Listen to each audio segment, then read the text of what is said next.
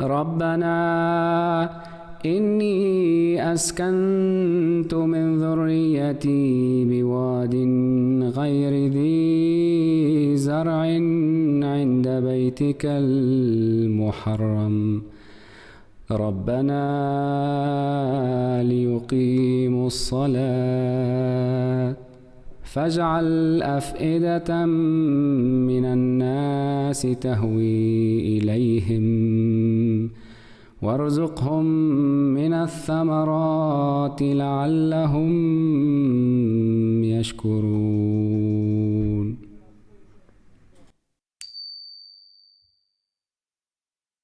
Muslim Television Ahmadiyya International extends the greeting of Ramadan Mubarak to all our viewers. May Allah enable us to reap the blessings of this sacred month. Ameen. مسلم television Ahmadiyya international کی جانب سے تمام ناظرین کو رمضان مبارک ہو. ہماری دعا ہے کہ آپ اس بابرکت مہینہ کی بے شمار فضیلتوں اور برکتوں کے وارث بنیں. آمین. حضرت مسیح موعود علیہ السلام نے فرمایا، اس پورا شوب زمانے میں جب کہ ہر طرف ضلالت، غفلت اور گمراہی کی ہوا چل رہی ہے، تقوی اختیار کریں.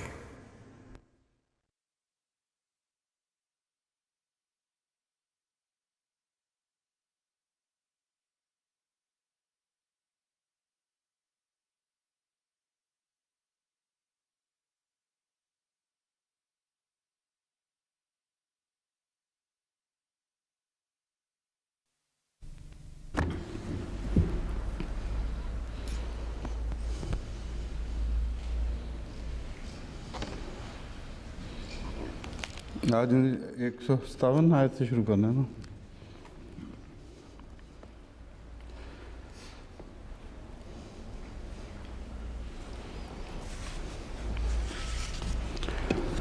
اعوذ باللہ من الشیطان الرجیم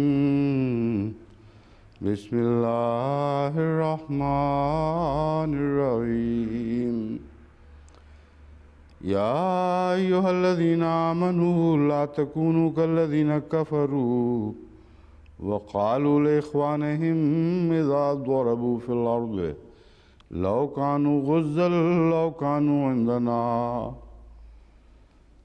لاخوانہم اذا ضربوا فی الارض او کانوا غزا لو کانوا عندنا ما ماتوا وما قتلوا لِيَجْعَلَ اللَّهُ ذَلِكَ حَسْرَةً فِي قُلُوبِهِمْ وَاللَّهُ يُحْيِي وَيُمِيتُ وَاللَّهُ بِمَا تَعْمَلُونَ بَصِيرٌ.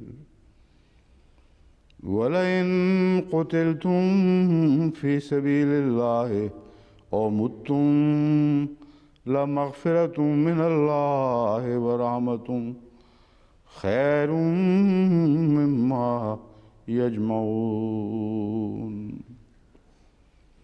وَلَئِن مُتُّمْ وَقُتِلْتُمْ لَإِلَى اللَّهِ تُحْشَرُونَ. فَبِمَا رَحْمَةٍ مِّنَ اللَّهِ لِنتَ لَهُمْ وَلَوْ كُنْتَ فَظًّا غَلِيظَ الْقَلْبِ لانفضوا من حولك فاعف عنهم واستغفر لهم وشاورهم في الأمر فإذا عزمت فتوكل على الله إن الله يحب المتوكلين.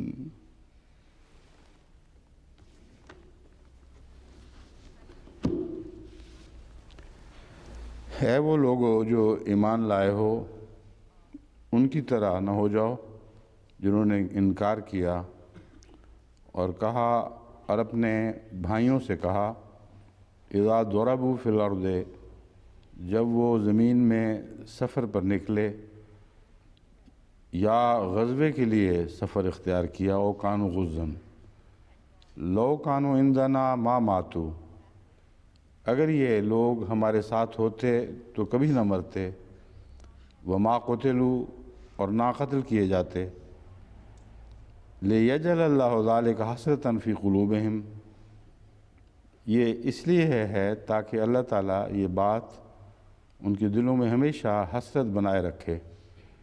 واللہ یحیی و یمیت، جبکہ اللہ ہی ہے جو زندہ بھی کرتا ہے اور مارتا بھی ہے۔ واللہ بما تعملون بصیر، اور اللہ اسے خوب دیکھ رہا ہے جو تم کرتے ہو۔ سورہ آل عمران آیت 157۔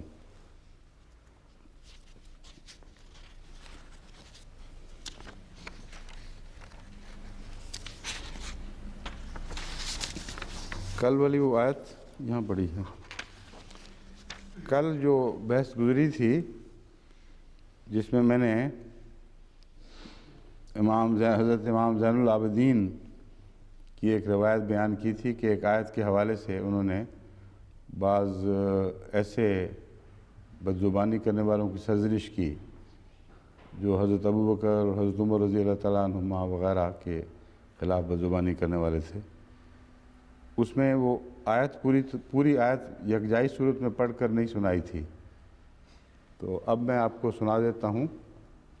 وہ 3 حصوں میں جو گفتگو ہوئی ہے وہ تینوں ایک ہی آیت سے تعلق رکھنے والے مختلف حصے ہیں، جن سے حضرت امام زین العابدین نے استنباط فرمایا۔ والسابقون الاولون من المہاجرین والانصار والذین اتبعوہم بإحسان رضی اللہ عنہم ورضوا عنہ وأعد لهم جنات تجری من تحت الانہار خالدین فیہا ابدا ذالک الفوز العظیم۔ لیکن اس میں اگلی جو دعائیہ تھی دوسری آیت،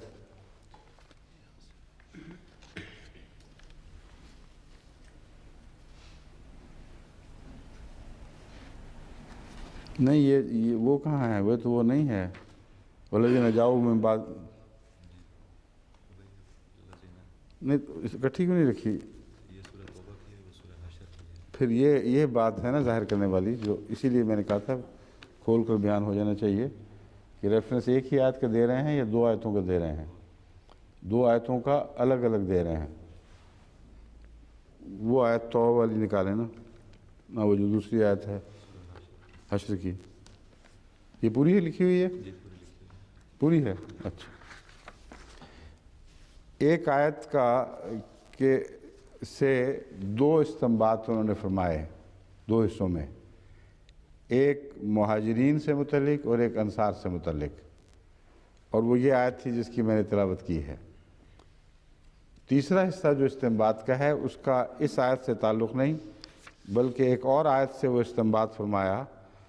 وہ آیت سورہ حشر کی 9ویں اور پھر 11ویں لکھا ہوا ہے۔ ایک آیت 9 اور 11 کس طرح ہو گئی؟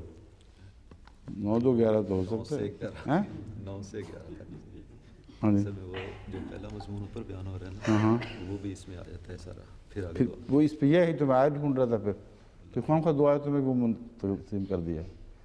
مجھے یاد تھا کہ ایک ہی آیت میں سارا مضمون ہے، وہ آتے ہیں۔ ایک آیت جو ہے وہ سورہ توبہ کی، یہ اس میں سارا نہیں آ جاتا اس آیت میں؟ شروع میں وہ اس حوالے سے بات کرتے ہیں، پھر آگے اس کی طرف۔ اچھا ابھی چھوڑ دیں، میں بھی آپ کو پڑھ کے سنا دیتا ہوں، پھر دیکھیں گے کہ آیا 2 الگ الگ آیتوں سے مضمون لیا گیا تھا یا ایک ہی آیت کے مختلف حصے ہیں یا اوپر تلے آنے والی آیات سے۔ کون سا ہے یہ؟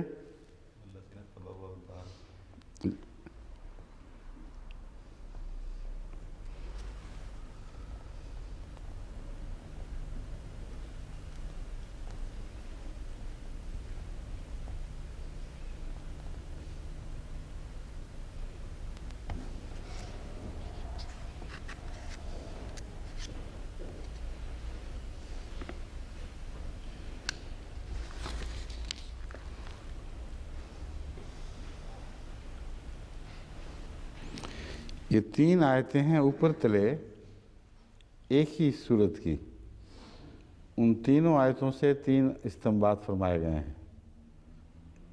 اس ایک آیت میں 2 جگہ 2 باتیں اکٹھی ہو گئیں، اس لیے غلطی سے وہ آیت پیش کر دی گئی ہے۔ اصل جو 3 آیات ہیں جو اوپر تلے مسلسل چل رہی ہیں، ان کو چھوڑ کر دو الگ الگ جگہوں سے آیتیں ڈھونڈنے کا مطلب ہی کوئی نہیں. یہ ہے اصل جہاں سے میں پڑھ کے سناتا ہوں. للفقراء المہاجرین الذین اخرجوا من دیارہم واموالہم یبتغون فضلا من اللہ ورضوانا وینصرون اللہ ورسولہ اولئک هم الصادقون والذین تبوؤا الدار والایمان من قبلہم یحبون من ہاجر الیہم ولا یجدون فی صدورہم حاجتا مما اوتوا ویؤثرون علی انفسہم ولو کان بہم خصاصہ ومن یوق شح نفسہ فاولئک هم المفلحون. یہی مضمون ہے جو بیان فرما رہے ہیں بالکل واضح طور پر. والذین جاؤوا من بعدہم یقولون ربنا اغفر لنا ولاخواننا الذین سبقونا بالایمان ولا تجعل فی قلوبنا غلا للذین آمنوا ربنا انک رؤوف رحیم. اس کا مطلب یہ ہے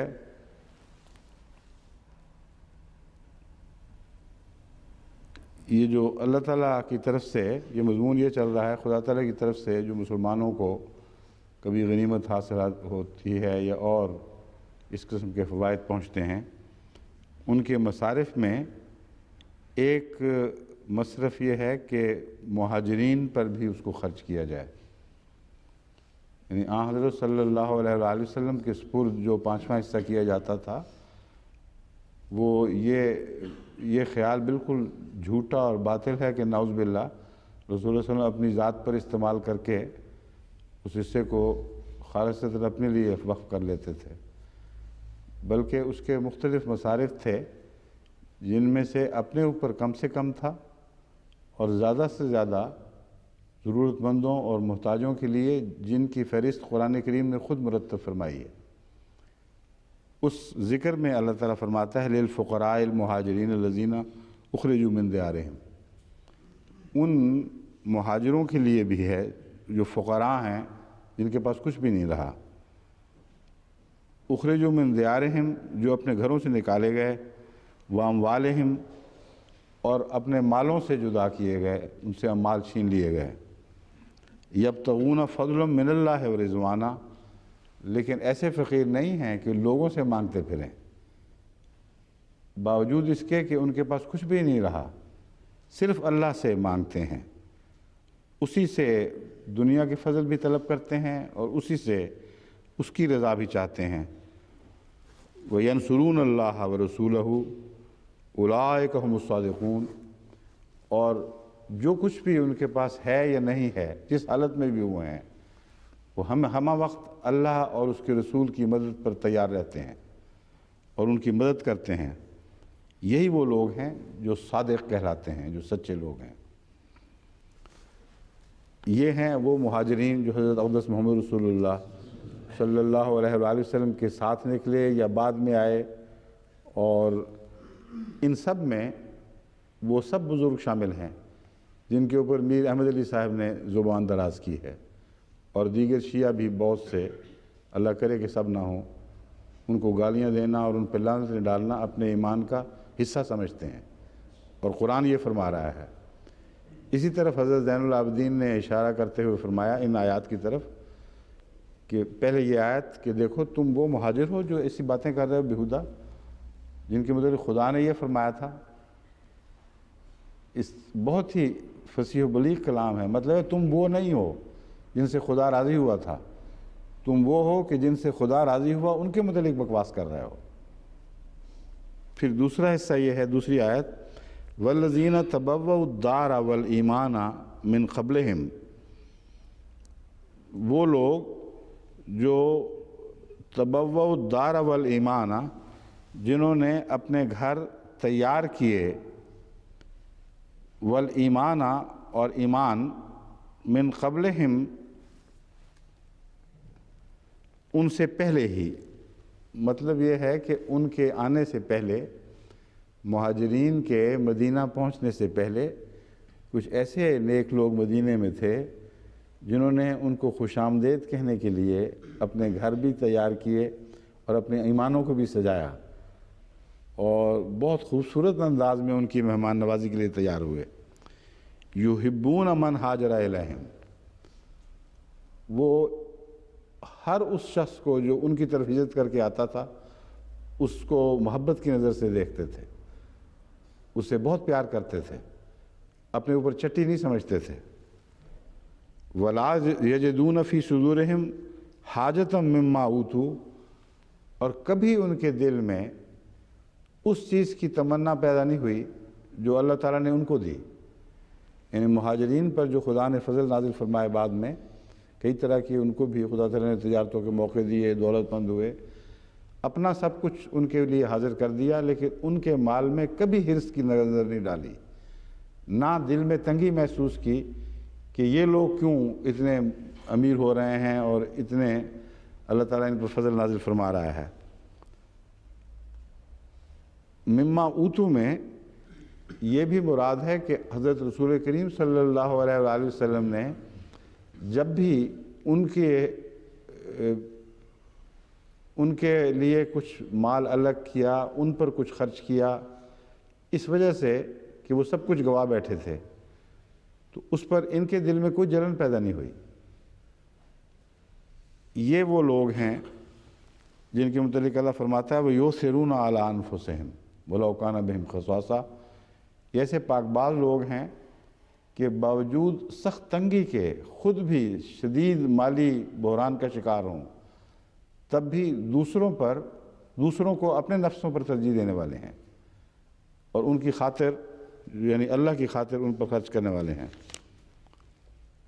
وَمَنْ يُوقَ شُحَّ نَفْسِهِ فَأُولَٰئِكَ هُمُ الْمُفْلِحُونَ، اور سچ بات تو یہی ہے کہ جو دل کی کنجوسی سے بچایا جائے وہی ہے جو کامیاب ہونے والا ہے، یہ وہی لوگ ہیں جو کامیاب ہوا کرتے ہیں۔ وَالَّذِينَ جَاءُوا مِن بَعْدِهِمْ، یہ آیت پڑھ کر یعنی اس آیت کا مضمون بیان کر کے حضرت کیا نام ہے زین العابدین، پورا نام کیا تھا؟ ذکی نفس زکیہ بھی شاید کہتے تھے ان کو، وہ اور تھے، خیر نہیں مجھے اس سے پورا یاد نہیں۔ حضرت زین العابدین یہ دوسرا حصہ بیان کر کے فرماتے ہیں، اعتراض کرنے والوں سے پوچھتے ہیں کہ تم وہی ہو جن کی یہ کیفیت تھی کہ مہاجرین پر جانیں نچھاور کرنے والے، مال لٹانے والے، ان کو خدا نے جو فضل دیے ان سے قطعاً دل میں کوئی بوجھ محسوس نہ کرنے والے، اور باوجود سخت تنگی کے پھر ان کی خاطر اپنے نفسوں کو حق مار کر ان پر اموال خرچ کرنے والے، کیا تم وہی لوگ ہو؟ انہوں نے کہا نہ ہم تو وہ لوگ نہیں۔ مطلب تھا کہ تم ان پر بھی زبان دراز کر رہے ہو جنہوں نے یہ قربانیاں کی تھیں، اور پھر ایسے لوگ بھی تھے جو بعد میں آئے، ان کی تعریف کیا فرمائی ہے اللہ تعالیٰ نے، وہ کیسے پاک لوگ تھے جو ان کے بعد آئے لیکن پھر بھی خدا کے ہاں پاک بازوں کی فہرست میں لکھے گئے۔ وہ ہیں وَالَّذِينَ جَاءُوا مِن بَعْدِهِمْ، پھر وہ لوگ جو ان کے بعد آئے، يَقُولُونَ رَبَّنَا اغْفِرْ لَنَا وَلِإِخْوَانِنَا، وہ تو یہ کہتے ہیں کہ اے اللہ ہمیں بھی بخش دے اور ہمارے ان بھائیوں کو بھی بخش دے، الَّذِينَ سَبَقُونَا بِالْإِيمَانِ، جو ہم سے ایمان میں سبقت لے گئے، وہ پہلے لوگ جو پہلی نسل سے تعلق رکھنے والے ہم سے ایمان میں سبقت لے گئے۔ وَلَا تَجْعَلْ فِي قُلُوبِنَا غِلًّا لِلَّذِينَ آمَنُوا، اور اے خدا ان ایمان لانے والوں کے خلاف ہمارے دل میں کبھی کو کینہ نہ داخل ہونے دینا۔ عجیب پاک تعلیم ہے، کبھی ہمارے دل میں کوئی کینہ ان کے متعلق داخل نہ ہونے دینا۔ ربنا انک رؤوف الرحیم، اے خدا تو بہت ہی مہربان اور بار بار رحم فرمانے والا ہے۔ حضرت زین العابدین نے ان ظالموں کو مخاطب کر کے پوچھا آخر پہ کہ تم وہ تو نہیں تھے، بہرحال وہ صحابہ تھے اور پہلے تھے، تم ان میں ہو؟ تم تو ان میں بھی نہیں ہو۔ یعنی یہ کہنے کی بجائے فرماتے ہیں پہلی دو گواہیاں تو تم نے دے دی کہ نہ تم مہاجرین میں سے ہو نہ انصار میں سے ہو، اب میں گواہی دیتا ہوں کہ اے بدبختو تم ان میں سے بھی نہیں ہو، کیونکہ تم نے ان کے خلاف زبانیں دراز کی اور اپنے دلوں میں کینے پالے۔ یہ پاک مسلک ہے جس کے اوپر امت محمدی آج اکٹھی ہو سکتی ہے، اس کے سوا کوئی مسلک نہیں ہے جس پر امت محمدیہ اکٹھی ہو سکے۔ بس جو پہلے بزرگ گزر گئے ہیں ان کے متعلق یہ بحثیں بیہودہ اور لغو ہیں، چھوڑ دو ان بحثوں کو، کہ کس کا کیا قصور تھا۔ مجھ سے تو جب جماعت احمدیہ میں کئی دفعہ سوال و جواب میں بھی یہ ایسے سوال اٹھایا گیا ہے مجالس میں ان کو یہ کہتا ہوں کہ تم ان لغو باتوں میں پڑھو ہی نہ۔ کبھی اچھا لگتا ہے کہ بچے بیٹھ کے ماں باپ کے متعلق باتیں کر رہے ہوں، کس کی کیا غلطی تھی، کس نے کیا بیہودہ بات کی تھی، نعوذ باللہ من ذالک۔ یہ وہ بزرگ ہیں سارے جو خدا کے حضور حاضر ہو چکے ہیں، اور قیامت کے دن فیصلہ اللہ نے دینا ہے، نہ کہ تم نے یا میں نے۔ ہم میں سے تو کوئی نہیں بلایا جائے گا۔ پھر تاریخ کے ایک صدی کا ایک پردہ حائل ہے، جس میں کئی پردے اور بھی ایسے ہیں جن سے باتیں مشتبہ ہو گئی ہیں۔ تو 1400 سال کے ایسے پردے ہمارے اور ان کے درمیان حائل ہیں۔ اس میں کئی قسم کی مشتبہ روایات ہیں، کئی قسم کی شبہات ارادتاً بھی داخل کیے گئے، کئی ایسے ہیں جو بغیر ارادے کے داخل ہو گئے۔ تو ساری تاریخ کے پردوں میں سے گزر کر ہم آج عالم الغیب و شہادہ بنتے ہوئے یہ فتوے دینا شروع کریں ان لوگوں کے متعلق جو ایمان میں ہم پر سبقت لے گئے کہ انہوں نے یہ ظلم کیا اور انہوں نے وہ ظلم کیا، اور ان کو گالیاں دینا اور ان پر لعنتیں ڈالنا ہمارے ایمان کا حصہ ہے یا کسی کے ایمان کا حصہ ہے۔ حد سے بڑی جہالت اور ایمانی خودکشی ہے۔ بس اخلاقاً بھی یہ بات زیب ہی نہیں دیتی، قطع نظر اس کے کہ کوئی غلطی تھی کہ نہیں تھی۔ ان بزرگوں کے معاملات اللہ کے سپرد کر دیں، اور ابتدائی اختلافات کو اس طرح نہ چھیڑیں کہ آپ حکم بن کر لوگوں کے خلاف فتوے دینا شروع کریں۔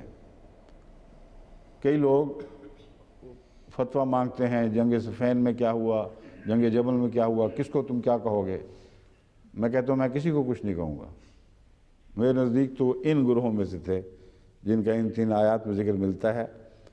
اللہ مالک ہے، وہ جس سے چاہے بخشش کا سلوک فرمائے گا، جس سے چاہے اس سے سرزنش فرمائے گا، مگر ہمارا نہ کام ہے، نہ ہم اس بات کے اہل ہیں، نہ ہماری مجال ہے کہ ان بزرگوں کے متعلق آج بیٹھ کر فتوے دینا شروع کریں اور عدالت کی کرسی جمائیں اور ان کو اپنے سامنے فریقین بنا کر حاضر کریں۔ بس یہ وہ محفوظ موقف ہے جو میں جماعت احمدیہ کو سمجھاتا ہوں کہ اس کو چمٹے رہنا چاہیے۔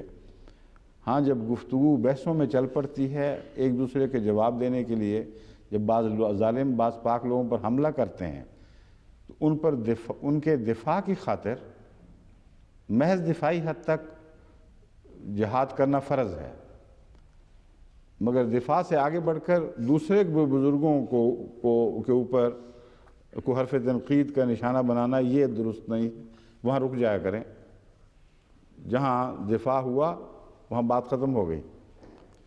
کبھی انسان جذبات سے مغلوب ہو کر کوئی غلطی کر بھی بیٹھے تو استغفار کرنا چاہیے، مگر دفاع تک ہمارا حق بھی ہے، فرض بھی ہے، اس سے زیادہ آگے بات کو بڑھانا جائز نہیں۔ بعض لوگ بڑی جلدی کر دیتے ہیں، ہاں پھر اس صورت میں حضرت عائشہ نے یہ کیا ہوگا، پھر وہ یہ فتویٰ لگے گا ان کے اوپر، یا حضرت علی کے اوپر یہ فتویٰ لگے گا، نعوذ باللہ من ذالک، کیونکہ ان کے مقابل پر خارجیوں کے مقابل پر نعوذ باللہ من ذالک یہ غلطی کر بیٹھے، یہ غلطی کر بیٹھے۔ بعد میں حضرت عثمان کے قاتلوں کو سزا دینے کی بجائے یعنی کئی قسم کے الزامات لوگ لگاتے رہتے ہیں۔ یہ سب بیہودہ لغو ایسے ہیں، جماعت احمدیہ کو ان سے اجتناب کرنا چاہیے، سوائے جیسا کہ میں نے بیان کیا ہے بعض دفاعی لوازم کے پیش نظر، یعنی جو ہم پر فرض ہو جاتے ہیں، ہمیں کچھ نہ کچھ بزرگوں کا دفاع کرنا پڑے گا، مگر بزرگوں پر حملہ نہیں کرنا۔ یہ تھی وہ 3 آیات تھیں جن کے حوالے سے حضرت امام زین العابدین نے بات فرمائی، اور حضرت امام باقر کے متعلق بھی ایسی ہی روایت ملتی ہے کہ آپ نے بھی انہی سے استنباط کرتے ہوئے بعض مخالفین کی دانت کھٹے کیے تھے۔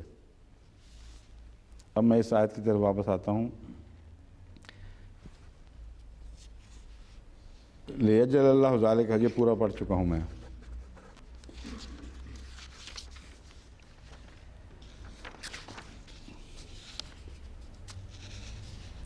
اذا ضربوا فی الارض او کانوا غزا، جہاں تک لفظ ضرب کا تعلق ہے یہ خاص طور پر قابل ذکر بات ہے کہ جو عیسائی مستشرقین ضرب کا لفظ استعمال کرتے ہوئے اس کے معنی لکھتے ہیں جو ایسا سفر جو تجارت کی غرض سے کیا جائے، اور دوسرا کوئی معنی نہیں دیتے۔ چنانچہ وہ کہتے ہیں کہ مسلمانوں کے سفر صرف دو تھے اور کوئی غرض ہی نہیں تھی، یا وہ تجارت کرتے تھے کے لیے نکلتے تھے یعنی مال دولت کے لیے، یا لوٹ مار کے لیے، جہاد کرنے کے لیے، تیسری کوئی ان کی غرض نہیں تھی۔ اور اس کا لغوی معنی ضرب کا صرف یہی دیتے ہیں کہ مالی اغراض کے لیے سفر اختیار کرنا۔ بیری صاحب کہاں گئے؟ بیل ہے اور یہ ہاں یہ ہے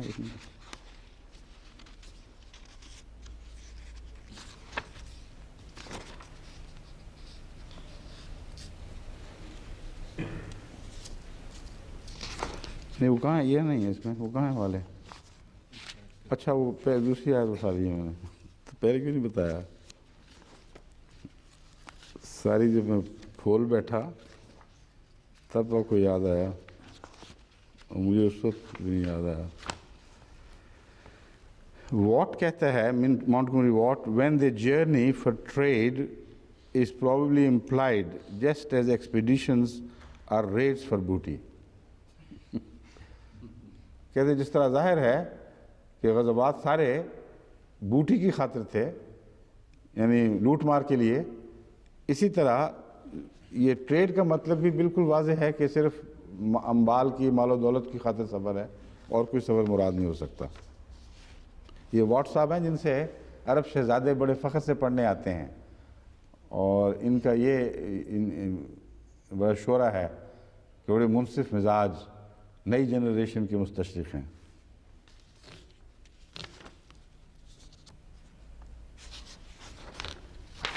اور ویری صاحب جو ہیں یہ کہتے ہیں with a view to merchandise، یہ ترجمہ، اس کے سوا کوئی ترجمہ نہیں۔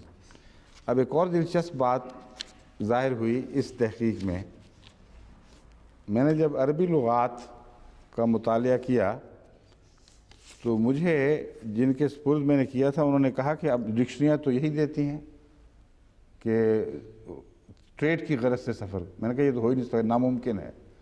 کون سی ڈکشنریاں دیتی ہیں؟ پتہ لگا دونوں عیسائی ڈکشنری ہیں، لین اور منجد دونوں عیسائیوں کی لکھی ہوئی ڈکشنریاں ہیں۔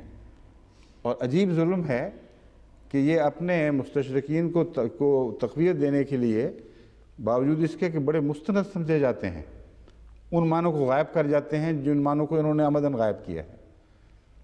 اور جو مسلمان مصنفین اور بڑے بڑے چوٹی کے علماء کی ڈکشنریاں ہیں ان میں کھل کر سارے معنی بیان کیے جاتے ہیں۔ ایک یہ بھی ہے اور دوسری اغراض بھی ہیں سب۔ چنانچہ آپ دیکھ لیں کہ منجد اور لین دونوں ان معنوں کو کھا جاتے ہیں، یعنی ان معنوں کو پیش کرتے ہیں کہ تجارت کی غرض سے سفر ہو، اور دوسرے معنوں کو کھا جاتے ہیں۔ جبکہ دوسری ڈکشنریاں جن میں سب سے نمایاں حضرت امام راغب ہیں، مفردات راغب، وہ بڑی تفصیل سے بحث کرتے ہیں کہ ضرب کا مطلب کسی قسم کا سفر بھی ہے۔ بلکہ ایک بہت ہی عمدہ نقطہ اس سلسلے میں حضرت امام راضی نے بھی اٹھایا ہے، وہ میں آپ کو بعد میں بتاؤں گا۔ اور اقرب الموارد ہے، وہ لکھتی ہے ضرب فی الارض ضربا و ضربانا اے خرج تاجرا او غازیا او اسرا او ذهبا، اسرا ذهابا فی الارض فرارا من الفتن۔ کہتا ہے کہ سفر جو ہے ضرب کے تابع سفر کا مضمون، اس میں تجارت کی غرض سے سفر بھی شامل ہے اور جہاد کی غرض سے سفر بھی شامل ہے، اور اسرع اور تیزی سے کسی طرف روانہ ہوا، اور ذہابہ یا ویسے چلا گیا۔ اور اسرع ذہابہ جب کہتے ہیں تو مراد ہے فتنوں سے بچنے کے لیے تیزی سے کوئی جگہ چھوڑی اور کسی اور جگہ چلا گیا۔ بس وہ تمام مہاجرین جنہوں نے سفر اختیار کیا فتنوں سے بچنے کے لیے، وہ بھی ذہاب ہے، کسی مال و دولت کی خاطر تو نہیں، مال و دولت قربان کر کے سفر اختیار کیا ہے، مال و دولت تو گھر چھوڑ آئے تھے، اس سے اندازہ ہوتا ہے کہ ان کی آپس میں کلیک، ان کے دشمنان اسلام کی جو سازش ہے بہت گہری ہے. اس کو مسلمان پتہ نہیں کیوں سمجھتے نہیں، آرام سے گھر بیٹھے ہوئے ہیں. اس ضمن میں نے ایک دفعہ غور کیا تو میں حیران رہ گیا یہ دیکھ کر کہ آج تک کبھی کسی مسلمان کو یہ توفیق نہیں ملی کہ بائبل کی کمنٹری لکھے، جبکہ انہوں نے قرآن کی کمنٹری لکھنے کے اوپر بغض کی وجہ سے ٹھیکہ لیا ہوا ہے، اور ان کی کمنٹریز کو ہر جگہ کوٹ بھی کیا جاتا ہے، لیکن کوئی مسلمان مفسر ان کا جواب نہیں لکھتا. پھر بڑی دردناک حالت ہے اسلام کی. اسلام کے دفاع کے لیے خدا تعالیٰ نے احمدیوں کو چنا ہے، اور احمدی ہیں جو جواب دے رہے ہیں اور دیتے رہیں گے ہمیشہ انشاءاللہ. اس پر میں نے جب جائزہ لیا تو عجیب بات لگی کہ کسی نے کبھی، نہ ہندو نے، نہ بدھ نے، نہ زرتشتی نے، نہ کنفیوشس کے ماننے والے نے ان کی کتابوں پر کامنٹریاں لکھی ہیں، اور انہوں نے ان کی کتابوں پر لکھی ہیں. یعنی یہ جو ایک خاص دور تھا کلونیلزم کا، امپیریلزم جب دنیا پہ غالب ہوا ہے، تو یہ اس کی پلان کا، اس کی اسکیم کا ایک حصہ تھا کہ جن جن علاقوں میں جاتے ہو ان کے مذاہب پر حملے کرو اور ان کو عیسائیت کا غلام بناؤ. اس غرض سے ان لوگوں نے بہت محنتیں کی ہیں، مگر نیتیں گندی تھیں ہر جگہ. نیتیں امپیریلزم کو تقویت دینا تھا اور عیسائیت کا فروغ اس لیے تاکہ ان کے سیاسی عروج کو تقویت حاصل ہو. اور مسلمانوں نے خصوصاً یعنی سمجھ نہیں آتی کہ کس قدر بے حسی کا نمونہ دکھایا ہے کہ مقابل پر آگے بڑھ کر ان کے ساتھ وہ سلوک نہیں کیا جو یہ ہم سے کر رہے تھے، جبکہ بہت زیادہ گنجائش ہے. اس لیے میں نے یہاں ایک ٹیم تیار کرنی شروع کی ہے احمدی نوجوان لڑکوں اور لڑکیوں کی، جن سے میں ریسرچ کے کام لے رہا ہوں. اس وقت بہت سے حوالے جو مختلف مستشرقین کے ملتے ہیں وہ ان بچوں اور بچیوں نے تیار کر کے مجھے دیے ہیں، اور بہت سی پروجیکٹس شروع کی ہوئی ہیں، بائبل اسٹڈی پروجیکٹ اور بہت سی ایسی پروجیکٹس ہیں جن میں یہ بہت اخلاص سے حصہ لے رہے ہیں. 20 احمدی لڑکے اور لڑکیاں ہیں جو تیار ہو رہے ہیں. ان کو میں نے یہ بتایا ہے کہ بالآخر میں نے تمہیں بائبل کی کمنٹری لکھنے کے لیے تیار کیا ہے.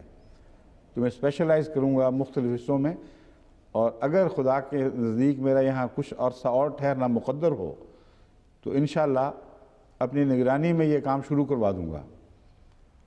جہاں تک بائبل کی کامنٹری کا تعلق ہے، یہ خیال آج کا نہیں ہے، بلکہ پارٹیشن کے بعد جب ہم ربوہ آئے تو شروع دنوں ہی میں نے یہ کام شروع کر دیا تھا. وقف جدید میں ان دنوں میں ہوتا تھا، تو خالد مسعود جو آج کل ناظر صاحب امور عامہ ہیں ان سے بھی مدد لیتا رہا ہوں، دوسرے علماء سے بھی. مولوی بشیر صاحب قادیانی کو بھی ایک دفعہ اس کام پہ لگایا تھا. تو ان سب سے مدد لیتے ہوئے وہ آیتیں اکٹھی کرواتا رہا جن کے مقابل پر کچھ بائبل کے بیان ہیں، اور ان کو آمنے سامنے رکھ کر ان کا موازنہ کیا جا سکتا ہے. اور جو بات سامنے ابھری ہے بڑی کھل کر، جس کو آئندہ تمام تحقیقات انشاءاللہ ہمیشہ تقویت دے گی، وہ یہ ہے کہ قرآن کریم نے جہاں بھی بائبل کے کسی حوالے کو گویا سامنے رکھتے ہوئے بات کی ہے، کبھی بھی وہاں نقل نہیں اتاری، بلکہ بائبل کے حوالے میں جہاں تائید کی ہے وہ صرف وہی اتنی جگہ ہے جس کو عقل تسلیم کرتی ہے، اور جس حصے کو چھوڑ دیا ہے اس کو قابل ذکر ہی نہیں سمجھا، اور ہر معقول آدمی سمجھے گا کہ ہاں یہ قابل ذکر بات ہی نہیں. اور جہاں اختلاف کیا ہے وہاں ہمیشہ نامعقول بات سے اختلاف کیا ہے، اور نامعقول بات کو اللہ کی طرف منسوب نہیں فرمایا، بلکہ بائبل پر روشنی ڈالی ہے کہ یہ ہے اللہ کا کلام جس کی ہم تصدیق کرتے ہیں، جس کو عقل بھی تسلیم کرتی ہے اور تاریخ بھی اس کی حق میں گواہی دیتی ہے یہ ہے ناقابل ذکر فضول باتیں جو لوگوں نے بیچ میں داخل کر دیں لیکن کوئی خاص اہمیت نہیں رکھتی، اور یہ وہ بات ہے جس کی درستی ضروری ہے۔ اللہ نے یہ کہا تھا، یہ نہیں کہا تھا، اور بعض لکھنے والوں نے یا بعد میں باتیں بنانے والوں نے یہ باتیں بائبل کی طرف منسوب کر دیں۔ تو بائبل کی تائید کی یہ مراد ہے، اس کے حق کی تائید، نہ کہ اس کے ناحق کی تائید۔ اس کے طرف جو جھوٹے الزام لگائے گئے ہیں ان سے بائبل کی صفائی کرنا، یہ ایک عظیم الشان خدمت ہے جو بائبل کی گئی ہے۔ اور اس پہلو سے جب تحقیق کو میں نے آگے بڑھایا تو جہاں تک میں پہنچ سکا، ہمیشہ بلا استثناء ان تینوں محرکات میں سے ایک موجود پایا، اور اس بنا پر یہ تحقیق لازم ہے۔ ان کو دکھایا تو جائے کہ تم ہو کون لوگ، تم کیا ظلم کرتے آئے ہو اپنی کتابوں سے، اور بائبل کی حقیقت کیا ہے۔ اسے قرآن بہتر سمجھتا ہے تم سے، اور ایسا بہتر سمجھتا ہے کہ روز روشن کی طرح قرآنی بیان ظاہر اور کھل جاتا ہے اور خود بخود دلوں کو تسلیم کراتا ہے۔ تو اس پہلو سے یہ سٹڈی ہوگی۔ میں یہ اعلان یہاں اس لیے کرنا چاہتا ہوں، اس غرض سے کر رہا ہوں دراصل، کہ بہت سے ایسے ممالک ہیں جن تک ہماری رسائی نہیں ہے، وہاں عیسائیوں نے بہت کام کیے ہوئے ہیں، اور بائبل پر جب سٹڈی ہوگی تو ان سب کی بڑا وسیع کام ہے، ان سب کی جو بائبل کی تحقیق ہے اس کو بھی پیش نظر رکھنا ہوگا۔ جس طرح ان لوگوں نے مسلمانوں مفسرین کی بھی بڑی سٹڈی کی ہے، ان کا مطالعہ کیا ہے، لیکن ایک فرق ہے، اور اس فرق کی طرف بھی میں آپ کو متوجہ کرنا چاہتا ہوں۔ انہوں نے جو مسلمان تفاسیر کا مطالعہ کیا ہے اس میں بلا استثناء ہمیشہ ان کو چنا ہے جو خواہ اعتماد میں کچھ بھی حیثیت نہ رکھتی ہوں، مگر اسلام کی طرف عجیب و غریب اوٹ پٹانگ خیالات منسوب کرنے میں پیش ہوں، اور تواریخ میں سے ان کو چنا ہے جن میں ہر قسم کا رتبہ یابس مل جاتا ہے، اچھی باتیں بھی ہیں اور لغو اور بے ثبوت باتیں بھی، جیسے واقعی ہے، اور وہاں پہنچ کر یہ پھر اپنی مرضی سے جو چاہیں اس پٹار خانے سے نکال لیں۔ یہ ان کا طریق ہے۔ احمدی محققین کو تقویٰ کے طریق اختیار کرنا پڑے گا، پوری طرح تحقیق کریں اور جو سچ بات ہو اس کو پکڑیں، اور بیہودہ لغو اعتراضات میں اپنا وقت اور ایمان ضائع نہ کریں۔ اس لیے ان کو یہ بھی سکھانا ہے کہ تحقیق ہوتی کیا ہے، یہ نہیں کہ ان سے ان کی تحقیق کے رنگ سیکھ کر خواہ وہ بیہودہ اور خبیث رنگ ہوں انہیں ہم بھی اختیار کر لیں۔ اور دوسری وجہ جو بات جو میں یہاں تمام دنیا کے احمدیوں کو سمجھانا چاہتا ہوں وہ یہ ہے کہ اس ضمن میں جیسا کہ میں نے کہا تھا، مختلف ممالک میں مختلف ادوار میں مستشرقین پیدا ہوئے ہیں، اور ان میں عرب ممالک بھی داخل ہیں۔ ایجپٹ میں بہت بڑا کام ہو چکا ہے، اور عیسائیوں نے وہاں اڈے بنانے کے لیے غیر معمولی گہری سوچ کے ساتھ مہم جاری کی تھی۔ پھر فلسطین کے علاقے میں بھی اور سیریا میں بھی انہوں نے بہت کام کیے ہیں۔ ہندوستان کے بعد اگر وہ دو جگہیں جہاں غیر معمولی طور پر عیسائیت کو تقویت دینے کے لیے اسلام کے خلاف تحقیق ہوئی ہے یا عیسائیت کے متعلق تحقیق ہوئی ہے، وہ یہ جگہیں ہیں نمایاں طور پر مصر ہے، فلسطین اور شام، اور یہ ایک زمانے میں ایک ہی چیز کے دو نام تھے، اس لیے جب گریٹر سیریا کہا جائے تو اس میں فلسطین شامل ہو جاتا ہے، یا گریٹر فلسطین کہہ دیں تو سیریا داخل ہو جائے گا۔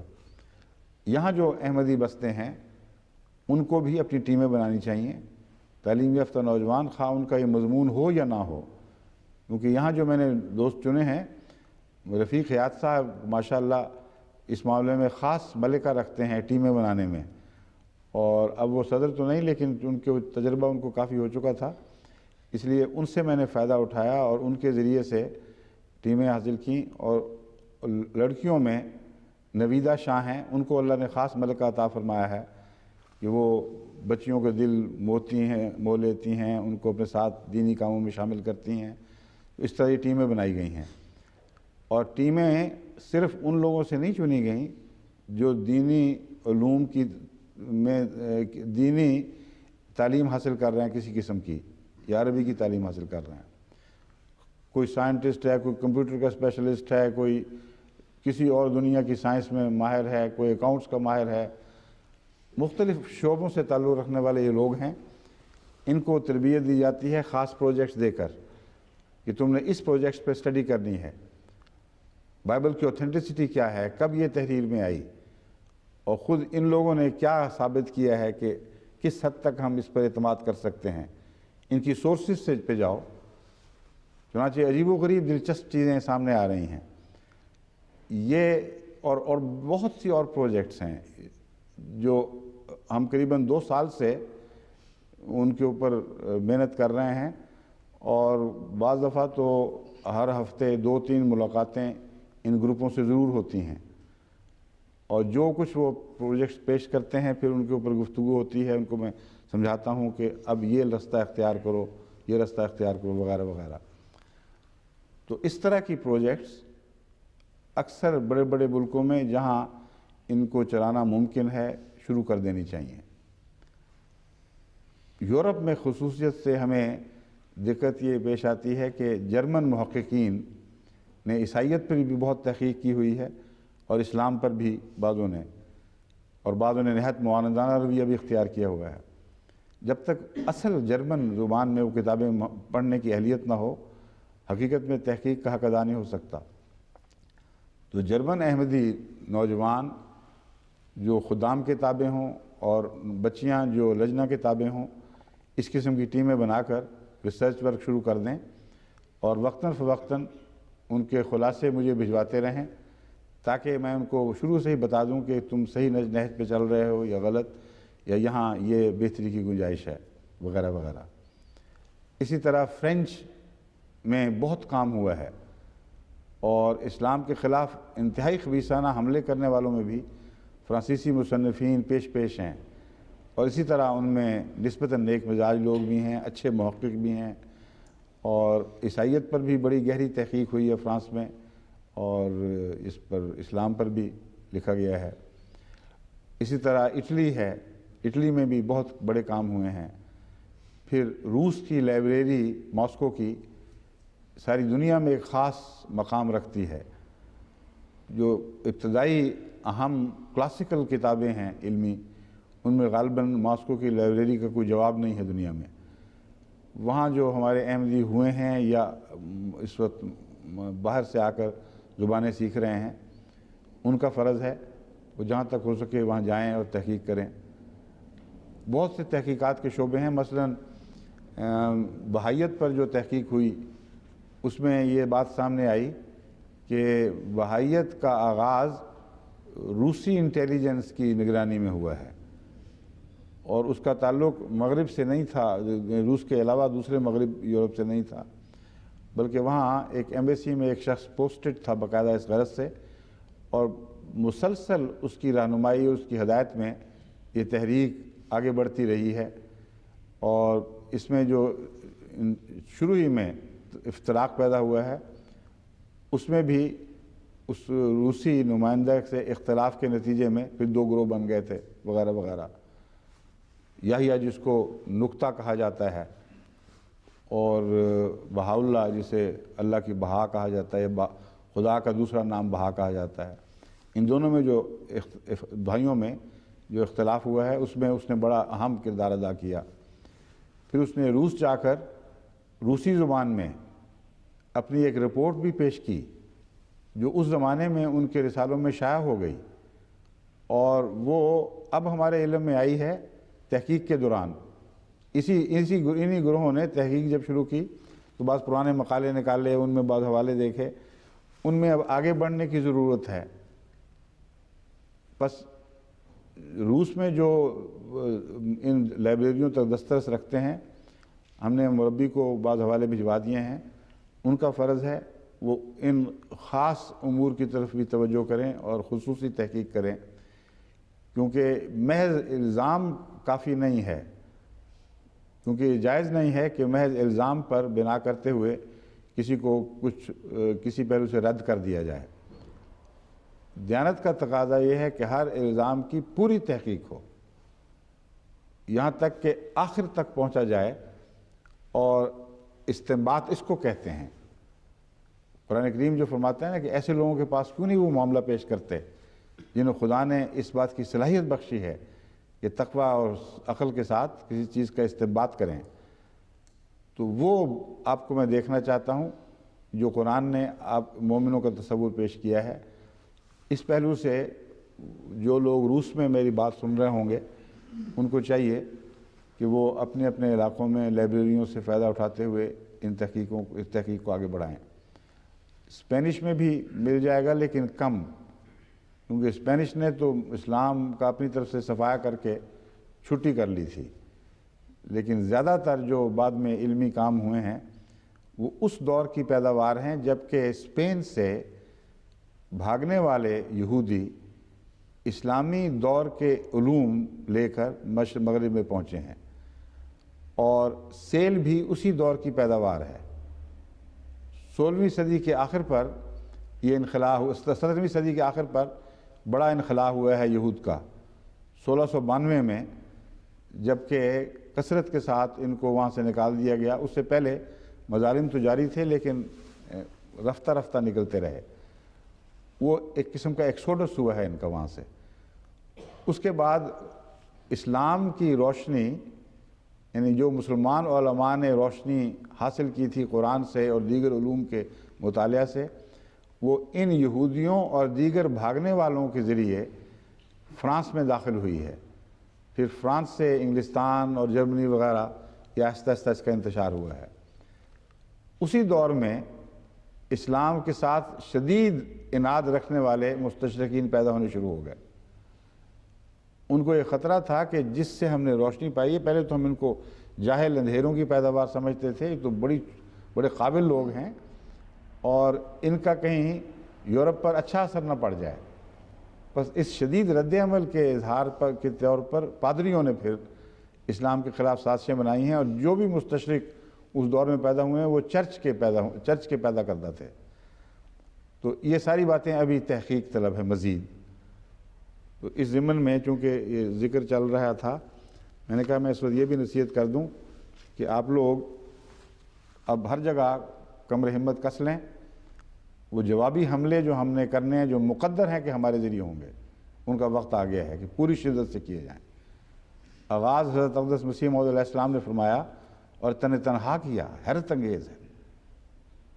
اتنا مقابلہ کیا ہے غیروں کا کہ یقین نہیں آتا کہ ایک انسان کی زندگی اتنا کچھ پیدا کر سکتی ہے۔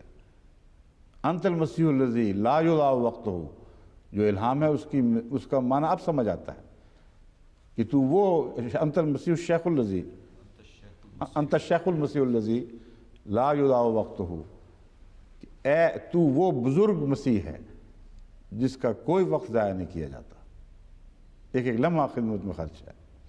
بس اس بزرگ مسیح کے غلام ہو، ان تحریکات کو جس کو اس نے اکیلے آگے بڑھایا تھا، اب چھوڑنا نہیں بلکہ اس نئے دور میں داخل کر دینا ہے جہاں بڑی کثرت سے وسیع پیمانے پر ان تمام ملکوں میں جہاں اسلام کے خلاف سازشیں ہوئی ہیں ان کی جوابی کاروائیاں شروع کی جائیں اور ہماری نئی نسلیں ان میں جھونک دی جائیں۔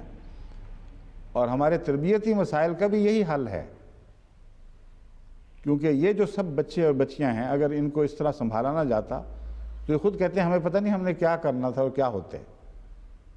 کہتے ہیں اب تو ایک نشہ سوار ہو گیا ہے طبیعت پر۔ یہاں کے دوسرے اس عمر کے نسل کے لڑکے اور لڑکیاں وہ ڈرگ کے نشے لے رہے ہیں اور یہ خدمت دین کے نشے میں غرق ہو رہے ہیں، اور عملاً حالت یہ ہے کہ سب دوسرے کام چھوڑ کر صرف یہ کہہ دیا کرتی ہیں کہ کوئی بعض بچیاں کہ ہمارے پاس ہونے کی دعا ساتھ کرتے رہنا کیونکہ ہمیں اپنی تعلیم کی کوئی ہوش نہیں رہی۔ تو یہ جذبہ ہے جو خدا کے فضل سے انگلستان کے نوجوانوں نے دکھایا ہے اور اس میں آگے بڑھ رہے ہیں۔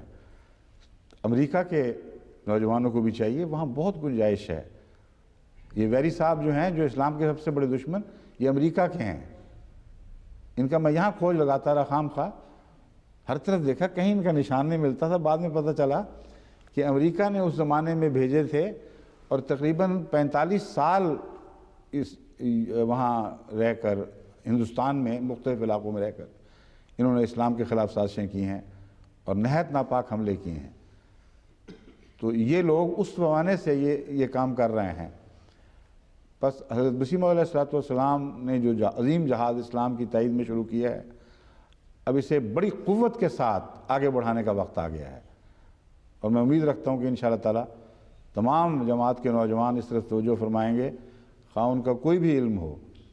جو ہم نے دیکھا تھا جامعہ میں عیسائیت کے متعلق مواد وغیرہ، وہ تو حضرت اسلام کے زمانے کی پیداوار تھی، بس اس کے بعد کچھ بھی نہیں بڑا کام ہوا ہے. تو معمولی شیخ عبد القادر صاحب نے اپنے طور پر کوئی تحقیق کر لی، لیکن یہ ایسی تحقیق نہیں ہے جس میں ایک آدمی کی تحقیق کافی ہو جائے. بے شمار ایسے ایوینیوز ہیں، ایوان ہیں، جن میں ٹیموں کی ٹیمیں ہر وقت مصروف کار رہنی چاہیے. بس جرمن محققین کو جرمن احمدی سنبھال لیں، فرینچ محققین کو فرینچ احمدی سنبھال لیں، یعنی عیسائی محققین کو، اور دونوں پہلوؤں سے کام کرنا ہے. ایک بائبل کی سٹڈی کے متعلق جیسا کہ میں نے بیان کیا ہے، ہم ان کو ان کی زبان میں سمجھائیں کہ تفسیر ہوتی کیا ہے، اور دوسرے قرآن پر جہاں حملے ہوئے ہیں ان کو نوٹ کریں، اس سے مجھ سے رابطے کریں، اور میں پھر ان کو بتاؤں گا انشاءاللہ کہ ان کا جواب کس نہج پر دینا چاہیے اور کس کس جگہ سے اس جواب کی جستجو ہونی چاہیے. یعنی ان میں تحقیق کرو گے تو وہاں جواب مل جائے گا. اب یہ بات کہاں سے شروع ہو گئی تھی، کہاں چل پڑی، کہاں پہنچی، مگر ضروری تھی. بہرحال یہ بھی ضرب ہے، ایک قسم کی سفر ہے، لیکن مالی اغراض کی خاطر نہیں. اسی دروازے سے میں باہر نکلا تھا آپ کو یہ بتاتے ہوئے کہ جھوٹے ہیں، سازشی ہیں، ان کے لغت والے بھی شامل ہو جاتے ہیں، ان کے محققین بھی ایکا کر لیتے ہیں، اور ایک لفظ کا ایک ہی معنی بیان کیے جاتے ہیں تاکہ مسلمانوں کے متعلق یہ تاثر بڑھتا رہے کہ یہ سوائے لٹیرے کے یا اموال کی غرض رکھنے کے اور کچھ بھی نہیں تھے. ان کے سب سفر یا لوٹ مار کی غرض سے تھے یا تجارت کی غرض سے تھے، اور کوئی مقصد نہیں تھا. اور قرآن اس تعلیم سے بھرا پڑا ہے کہ سیرو فی الارض، تحقیق کرو دنیا میں، تاریخ کا مطالعہ کرو، کائنات کا مطالعہ کرو، کس طرح زمین و آسمان پیدا کیا گیا ہے، زندگی کس طرح پیدا ہوئی ہے. اس کو سمجھنا ہے تو اس دنیا میں سیر کرو اور پھرو. قرآن کی یہ تعلیم ہے، اور یہ منسوب کیا باتیں کر رہے ہیں قرآن کی طرف. بہرحال یہ میں نے بتایا تھا ضرب کی بحث میں. کہاں گے وہ ہیں؟ سوری، یہ بعد میں آئے گی. اچھا،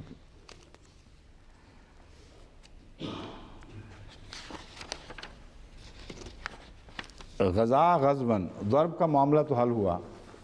غزا غزبن، کسی چیز کا ارادہ کیا، کسی چیز کا قصد کیا، اسے طلب کیا. اس کے بنیادی معنی قصد اور طلب کے ہیں، اور جب اسلامی اصطلاح میں اس پر غور کیا جائے تو اس سے مراد وہ جہاد ہے جس میں حضرت اقدس محمد مصطفیٰ صلی اللہ علیہ وآلہ وسلم نے خود شرکت فرمائی. اسے غزوہ کہا جاتا ہے. اور وہ جہاد جو حضرت حضور اکرم صلی اللہ علیہ وآلہ وسلم کے ایماء اور ہدایت پر کیا گیا مگر حضور خود شامل نہ ہوئے صلی اللہ علیہ وسلم، اس کو سریہ کہا جاتا ہے. بس سرایا سے مراد صحابہ کی وہ جہادی کوششیں ہیں یا دشمن سے قتال ہے جس میں حضور اکرم صلی اللہ علیہ وسلم خود تشریف فرما شامل نہیں تھے. اور قصد سے مراد کیا ہے؟ قصد سے مراد اللہ تعالیٰ کی رضا جوئی ہے.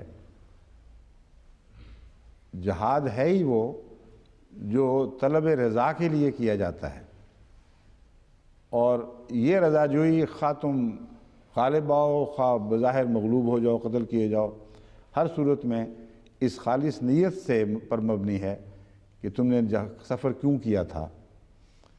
ہر سفر کا آغاز نیت پر مبنی ہے، اور غزوہ سے مراد حصول رضائے باری تعالی ہے، اس کے سوا اس کا کوئی مقصد نہیں.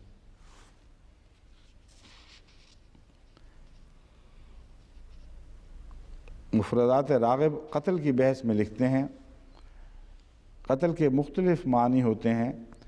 ایک تو یہ ہے کسی کو کسی ذریعے سے مار دینا، اس پر موت وارد کر دینا۔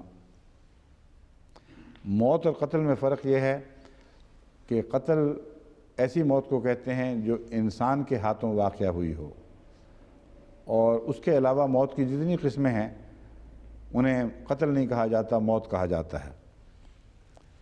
مگر قتل کے اور بھی استعمال ہیں۔ قتلت الخمرہ، خمر الماء، میں نے شراب کو پانی ملا ملا کے قتل کر دیا۔ مطلب یہ ہے کہ اتنا پانی ملایا کہ شراب کی بات جاتی رہی۔ یہ ہمارے ہاں بعض لوگ چائے میں بھی پانی ملا کے اسے قتل کرتے ہیں،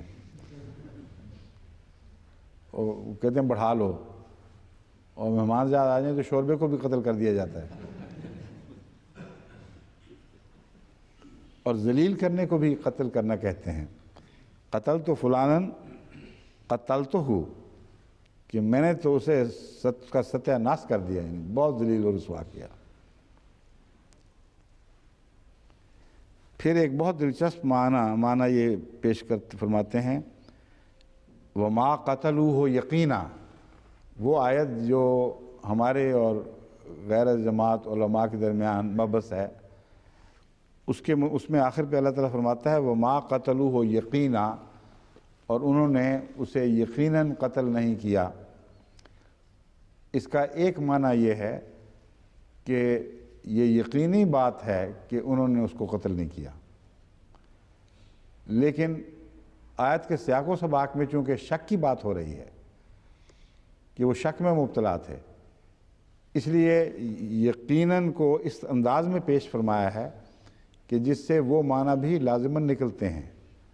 چنانچہ حضرت امام راغب نے اس معنی کو اس طرح پیش کیا ہے، وَمَا قَتْلُوهُ یقینا، یعنی انہوں نے عیسیٰ کو یقیناً قتل نہیں کیا، انہیں مسیح علیہ السلام کے مصلوب ہونے کا یقین نہیں تھا۔ یہ مطلب بنتا ہے کہ جو کچھ بھی تھا وہ ہمیشہ شک میں ہی رہے کہ پتہ نہیں واقعتاً مار بھی سکے کہ نہیں۔ اور یہی قرآن ثابت کرنا چاہتا ہے کہ تم جس کو سمجھتے ہو کہ وہ مر گیا، جھوٹ ہے یہ۔ جو موقع کے گواہ تھے ان کو تو پتہ نہیں کہ مر گیا، تمہیں کس طرح پتہ چلا کہ مر گیا؟ وہ تو شک ہی میں پڑے رہے، اور فریقین شک میں پڑے رہے۔ قرآن نے یہ صرف یہود کی طرف منسوب نہیں فرمایا، ان الذین اختلفوا فیہ لفی شک منہ، یعنی یہود اور عیسائی دونوں موقع کے گواہ اس بارے میں شک میں تھے کہ مسیح کے اوپر کیا گزری۔ بس باقی جتنی باتیں ہیں وہ خیالات ہیں، ڈھکوسلے ہیں، یقینی اور قطعی علم تمہیں نہیں ہے۔ حسرتاً کا لفظ ایک استعمال ہوا ہے اس آیت میں۔ حسرت سے مراد حسرن، ننگا کرنے کو بھی کہتے ہیں اور پردہ ہٹانے کو بھی کہتے ہیں، عملاً ایک ہی مضمون ہے۔ حسرت و عن الذراع، میں نے بازو سے کپڑا اٹھایا، جس طرح ٹیکہ لگوانے کے لیے ڈاکٹر مجیب صاحب خاص طور پر صرف مار رہے ہیں کہ ہاں میں کرتا ہوں اس طرح ہی ٹیکہ، اور ڈاکٹر صاحب ساتھ بھی بیٹھے ہوئے ہیں آپ کے، ڈاکٹر مسعود صاحب امریکہ سے آئے ہوئے، اتفاق سے دونوں اکٹھے ہو گئے ہیں۔ تو ٹیکہ لگانے کے لیے ڈاکٹر جب وہ اٹھاتے ہیں نا وہ کپڑا، اس کو بھی حسر کرنا کہتے ہیں۔ حسرت کے معنی بھی پائے جاتے ہیں، وہ بیچارہ جس کے ٹیکہ لگتا تو دیکھتا رہ جاتا ہے کہ میرے غریب سے کیا ہو رہا ہے۔ اور ننگے سر والے کو بھی حاصر کہتے ہیں۔ خدا کے فضل سے یہاں رواج اٹھ گیا سوائے ایک کے، ان کی ٹوپی بھی ہے ویسے پر رکھ لیا سر پہ۔ اب تو یہاں اللہ کے فضل سے بچے بھی چھوٹے چھوٹے مسجدوں میں آتے ہیں تو سر ڈھانپ کے آتے ہیں، تو کوئی ان میں حسرت والا نہیں رہا۔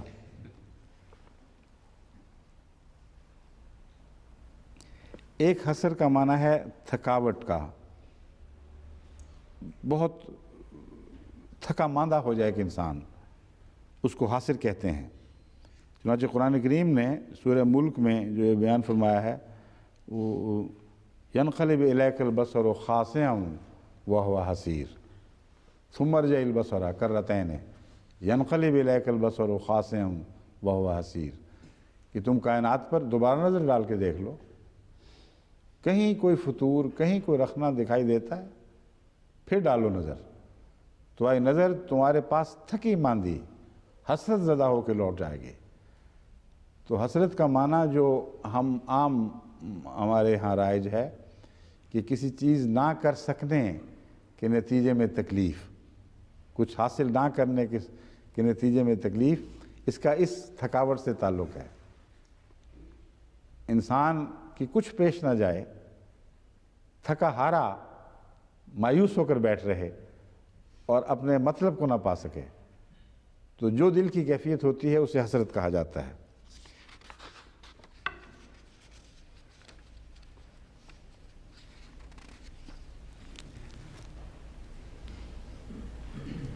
قالوا لاخوانہم والے مضمون کی طرف آنے سے پہلے اب میں ان مضامین کی روشنی میں دوبارہ اس آیت کو پڑھتا ہوں اور اس کے بعد مطالب پر روشنی ڈالتا ہوں۔ یا ایھا الذین آمنوا لا تکونوا کالذین کفروا وقالوا لاخوانہم اذا ضربوا فی الارض او کانوا غزا لو کانوا عندنا ما ماتوا وما قتلوا لیجعل اللہ ذلک حسرۃ فی قلوبہم واللہ یحیی ویمیت واللہ بما تعملون بصیر۔ اس میں جو قابل غور باتیں ہیں جو زیر بحث لائی گئی ہیں وہ یہ ہیں کہ اے وہ لوگوں جو ایمان لائے ہو ان لوگوں کی طرح نہ ہو جنہوں نے کفر کیا، وقالوا لاخوانہم، اور اپنے بھائیوں سے کہا۔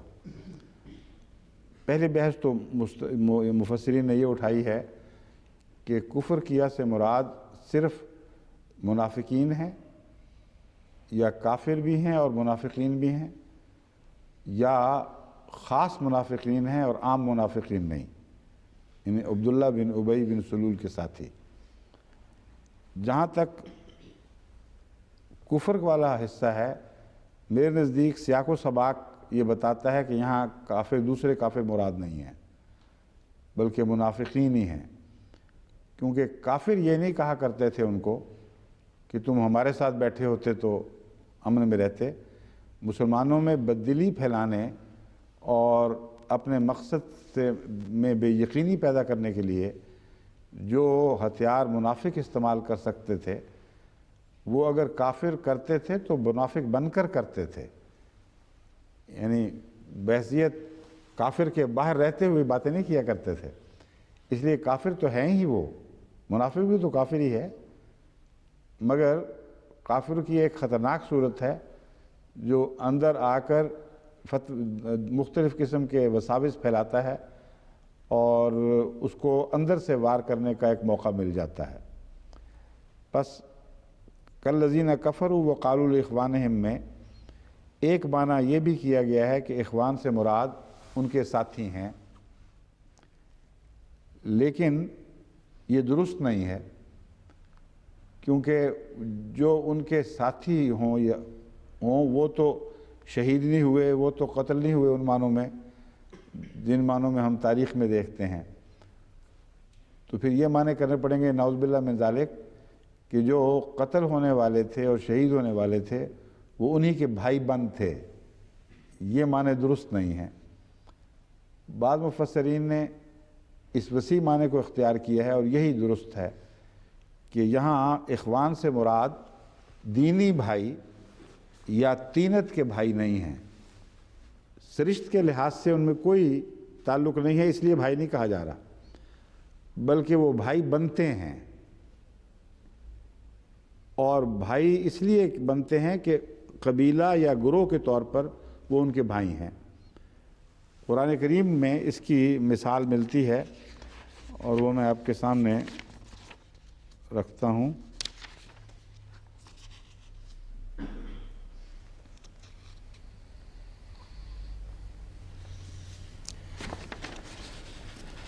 جیسا کہ حضرت ہود کے متعلق آتا ہے وَإِلَىٰ عَادٍ أَخَاهُمْ هُودًا، اور ہم نے عاد قوم کی طرف اس کا بھائی ہود بھیجا۔ وَإِلَىٰ ثَمُودٍ أَخَاهُمْ صَالِحًا، اور سمود قوم کی طرف اس کا بھائی صالح بھیجا۔ بس بھائی سے مراد اگر دینی بھائی مراد لیا جائے تو نعوذ باللہ من ذالک، یہ تو ہمارے بزرگ انبیاء پر بڑا حرف آتا ہے مراد قومی بھائی ہے، اور اس پہلو سے یہ لوگ جن لوگوں میں باتیں کرتے تھے ان کی واضح نشاندہی فرما دی گئی ہے، کیونکہ قومی بھائی کے طور پر یہ مہاجرین کے بھائی نہیں تھے۔ عبداللہ بن ابی بن سلول اور اس کے ساتھی مہاجرین کو اپنے بھائی نہیں کہہ سکتے، ان سے تو یہ بغض رکھتے تھے، ان سے حسد رکھتے تھے، تکلیف تھی کہ وہ باہر سے آ کر ہمارے شہر کی سیاست پر قابض ہو بیٹھے ہیں۔ اس لیے اپنے بھائیوں سے مراد اہل مدینہ ہیں۔ مدینہ میں جو انصار تھے، خالص انصار، ان کے اوپر تو ان کا کوئی زور نہیں تھا، وہ تو اللہ کے بندے تھے، شیطان کا ان پر کوئی عمل دخل نہیں تھا، مگر وہاں کچھ کمزور ایمان والے بھی تھے، کچھ ایسے تھے جو معاہدے کے لحاظ سے پابند تھے مسلمانوں کی تائید کرنے پر، تو ان سب میں بددلی پھیلانے کے لیے جو باتیں کرتے تھے ان کے متعلق فرمایا گیا ہے وَقَالُوا لِإِخْوَانِهِمْ، وہ اپنے بھائیوں سے یہ کہتے تھے اِذَا ضَرَبُوا فِي الْأَرْضِ أَوْ كَانُوا غُزًّا لَوْ كَانُوا عِنْدَنَا مَا مَاتُوا۔ یہاں میں نے استنباط کیا تھا ایک مستشرق کے حملے کے جواب میں کہ یہ خیال کہ میدان جنگ میں یہ باتیں ہو رہی تھیں اور اس وقت رسول اللہ صلی اللہ علیہ وسلم کو نعوذ باللہ ان کے خلاف ان سے بغاوت کا خطرہ تھا، یہ بالکل درست نہیں ہے۔ میدان جنگ میں کچھ شامل تھے ضرور جنہوں نے باتیں کی ہیں، مگر اس وقت جب وہ واپس پہنچے ہیں اور ان منافقوں کے سرداروں کی باتوں سے متاثر ہو کر ان کمزور ایمان والوں نے بھی ان کی ہاں میں ہاں ملائی ہے، لیکن موقع اس کا میدان احد نہیں ہے، موقع اس کا مدینے کی گلیاں ہی ہیں۔ بس یہ آیت یہ کہہ رہی ہے وَقَالُوا لِإِخْوَانِهِمْ إِذَا ضَرَبُوا فِي الْأَرْضِ لَوْ كَانُوا غُزًّا أَوْ كَانُوا غُزًّا، اس طرح واو کے قریب لکھا ہوا ہے، پہلے بھی ایک دفعہ غلطی سے لو پڑھ گیا تھا لیکن پھر فوراً سمجھ آ جاتی ہے کہ غلط ہے۔ اذا ضربوا فی الارض او کانوا غزًا، جب وہ سفر اختیار کرتے ہیں زمین میں یا غزوے پر نکلتے ہیں، لو کانوا عندنا ما ماتوا، اگر یہ ہمارے پاس ہوتے تو نہ مرتے۔ وہ تو یہ نہیں کہہ سکتے تھے میدان جنگ میں کہ اگر ہمارے پاس ہوتے تو نہ مرتے، وہ تو بیان میں موجود تھے، اس لیے اس آیت میں تو قطعاً وہ شامل ہی نہیں ہیں، لیکن دوسری آیت میں وہ شامل ہو جاتے ہیں، مگر ان کا یہ قول مدینے میں جا کر ہے، مدینے میں جا کر انہوں نے کہا ہے اپنے یہ بات کہی ہے، نہ کہ میدان جنگ میں۔ قل ان الامر كله لله يخفون في انفسهم ما لا يبدون لك يقولون لو كان لنا من الامر شيء ما قتلنا هاهنا قل لو كنتم في بيوتكم لبرز الذين كتب عليهم القتل الى مضاجعهم۔ ظاہر یہ ہوتا ہے کہ انہوں نے میدان جنگ میں یہ کہا ہے ہم یہاں نہ مارے جاتے۔ ترجمہ اس کا یہ ہے تو کہہ دے کہ تمام تر فیصلے خدا ہی کے ہاتھ میں ہیں، تمام امور کے فیصلے اللہ کے ہاتھ میں ہیں۔ یخفون فی انفسہم ما لا یبدون لک، یہ اپنے سینوں میں چھپا رہے ہیں وہ بات جو تجھ پر ظاہر نہیں کر رہا ہے، یعنی میدان جنگ میں اگر کچھ وساوس تھے بھی تو مخفی حالت میں تھے اور ان کو کھل کر انہوں نے پیش نہیں کیا۔ جب مدینے میں لوٹے ہیں تو ان سرداروں کے زیر اثر جو وہاں یہ باتیں کیا کرتے تھے وہ یہ کہنے لگ گئے لو کان لنا من الامر شیء ما قتلنا ہاہنا، پھر کہا ہے لیکن وہاں واپس جانے کے بعد کہا ہے ہم یہاں سے مراد میدان جنگی یہاں ہے، لیکن وہاں موقع پر نہیں کہا گیا، یہ محاورتاً ہے، یہاں سے مراد وہاں ہے دراصل، کیونکہ وہاں شامل بھی تھے اس لیے یہاں بھی کہہ سکتے تھے وہ اس کو۔ ما قتلنا ہاہنا قل لو کنتم فی بیوتکم، اگر تم کہہ دے کہ تو اپنے گھروں میں بھی ہوتے تو وہ جن پر قتل کے ذریعے موت مقدر ہو چکی ہے وہ اپنے بچھونوں سے اٹھ کھڑے ہوتے اور اپنے مقاتل کی طرف آگے بڑھ جاتے، مقاتل کی طرف خود چل پڑتے۔ اب میں واپس اسی آیت پہ آ رہا ہوں جو اس وقت زیر نظر ہے، آیت 157۔ یا ایھا الذین آمنوا لا تکونوا کالذین کفروا وقالوا لاخوانہم، انہوں نے اپنے بھائی بند سے کہا، ترجمہ کیا جاتا ہے بعض دفعہ، یہ مراد نہیں ہے بلکہ اپنے ہم قوم لوگوں سے کہا، جیسا کہ انبیاء کی مثال میں بیان کر چکا ہوں۔ سمود کی قوم کے تھے حضرت صالح، ان کے دین میں بھائی نہیں تھے۔ اذا ضربوا فی الارض، جب انہوں نے کوئی سفر اختیار کیا، او کانوا غزن، یا غزوہ میں گئے۔ میں نے جیسا کہ بیان کیا تھا، محاورتاً غزوہ تو رسول اکرم صلی اللہ علیہ وآلہ وسلم کی شرکت سے کہلاتا ہے، مگر یہ عام عربی معنی نہیں ہے۔ عربی معنی صرف کسی مقصد کے لیے نکلنا ہے، بس یہاں یہ وہ اصطلاح مراد نہیں ہے، بلکہ غزن سے مراد سفر جہاد کی غرض سے سفر ہے۔ لیکن امام رازی نے ایک بہت عمدہ بات پیش فرمائی ہے، انہوں نے فرمایا ہے کہ ضرب بھی اللہ کی خاطر جہاد کی نیت سے ہو سکتا ہے، ضرب فی الارض۔ اور اس میں اور غزوہ میں فرق یہ ہے کہ غزن چھوٹے سفر کو کہتے ہیں، یا غزن چھوٹے سفر کو نہیں، غزہ تو وہ سفر ہے جو خالصتاً جہاد کی نیت سے کیا گیا ہے، لیکن ضرب چھوٹے سفر کو نہیں کہتے بلکہ لمبے سفر کو کہتے ہیں۔ تو وہ امام رازی سمجھتے ہیں کہ قرآن کریم نے ایک ہی مضمون کو دو لفظوں میں بیان فرمایا ہے، گویا یہ مطلب ہے کہ خواہ تمہارا جہاد تھوڑے سفر کا ہو جیسا کہ احد کا جہاد تھا، یا لمبے سفر کا ہو جیسے تبوک کی طرف تم روانہ ہوئے، دونوں صورتوں میں جہاد ہی کی نیت ہے، خدا ہی کی خاطر گھر سے نکلے ہو۔ اور یہی وہ لوگ ہیں جو مرتے اور قتل ہوتے ہیں، ورنہ تاجر کہاں قتل کیے جاتے ہیں۔ تو یہ بات نہایت معقول ہے اور برمحل ہے کہ مراد دونوں طرح غازی ہی ہیں جو خدا کی خاطر غزوے پر نکلے ہیں، خواہ وہ چھوٹے سفر پر ہوں یا لمبے سفر پر ہوں۔ ان کے متعلق کہتے ہیں کہ ہمارے پاس ہوتے تو نہ وہ مرتے نہ وہ قتل ہوتے۔ اب مرنے کو جوڑا گیا ہے ضرب فی الارض سے، اور قتل کو جوڑا گیا ہے غزوہ سے۔ اب سوال یہ ہے کہ اس میں موت کا ذکر کو اس کے ساتھ کیوں باندھا ہے؟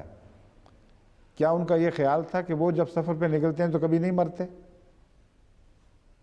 مراد اس کے یہ ہے کہ لمبے تھکا دینے والے مصیبت کے سفر جب اختیار کرتے ہیں تو بیچ میں مارے جاتے ہیں۔